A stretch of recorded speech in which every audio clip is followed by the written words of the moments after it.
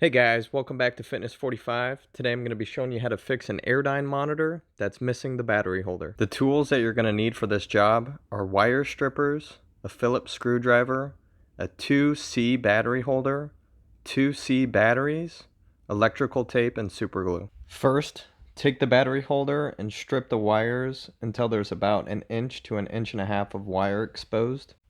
Next, remove the 4 Phillips screws that are holding the monitor together.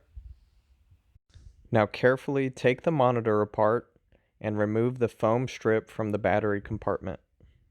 Apply the superglue to the back of the battery holder, feed the wires through the monitor, and firmly press the battery holder in place. Let the glue dry for about an hour. Get 2 small pieces of electrical tape ready and set them aside.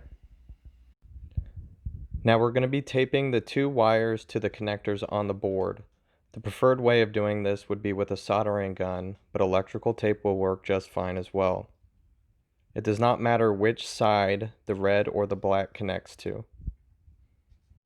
Now you can reassemble the monitor and install the 2C batteries. Thanks for watching, guys. I hope this video has helped you repair your monitor. In the next video, I'm going to be showing you how to repair your Airdyne if it's not registering the RPMs, distance, or calories. Until then, take care.